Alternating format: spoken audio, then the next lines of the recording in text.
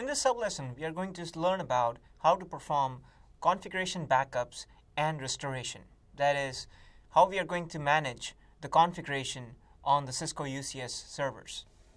The Cisco UCS configuration management allows you to perform backup through Cisco UCS Manager. The Cisco UCS Manager allows you to take full or partial snapshots of the system configuration. You cannot take backup data on the servers. You will have to take it on the Fabric interconnects. The backup operation saves information using the management plane, and no impact is done for the actual traffic passing through the UCS servers. There are different types of backups that you can take on the UCS servers. The first one is the full state. In the full state, a binary file is created that includes a snapshot of the entire system. You can use the file generated from this backup to restore the system during a disaster recovery. Then you have the all configuration backup. In an all configuration backup, an XML file is generated that includes all system and logical configuration settings. You can use the file generated from a backup to import these configuration settings to the original Fabric interconnect or to a different Fabric interconnect. Then you have system configuration. Even with the system configuration backup, you will have an XML file that includes the system configuration settings, such as the usernames, roles, locales, etc.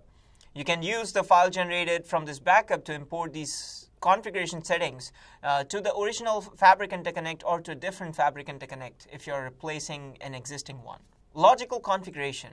Even in this scenario, an XML file is generated which holds or which contains the logical configuration settings such as the service profiles, VLANs or vSANs that you've created, or pools and policies that you have defined. You can store all that information in the logical configuration backup. You can use the file generated from this backup to import these configuration settings either to the original Fabric interconnect or to a different Fabric interconnect, especially in case when you're restoring from a failed hardware scenario. Backup locations. The backup location should be a destination or folder on the network. You can maintain only one backup operation for each location. That is, if you want to save multiple backups, make sure you change the file name in order to prevent it from overriding the backup files on the server.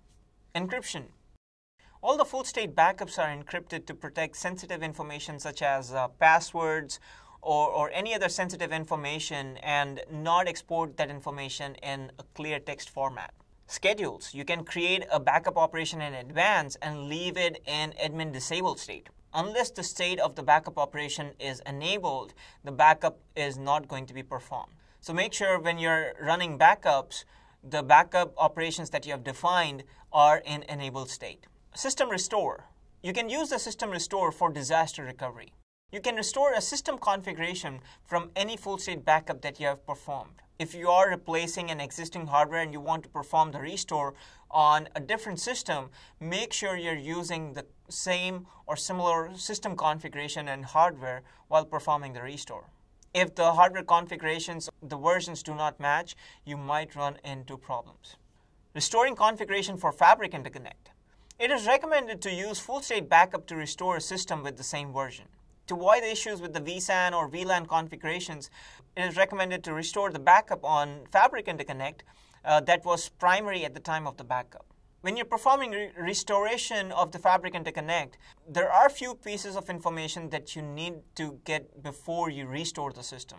First is you need to get the FI management port, IPv4 or IPv6 address.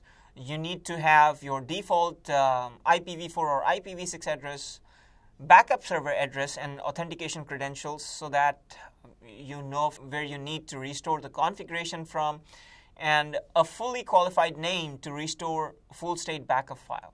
So you need all these set of information before you perform the restoration of the configuration on the Fabric interconnect. In the next sublesson, we'll see how to perform the backup and restore operation on the Cisco UCS Fabric.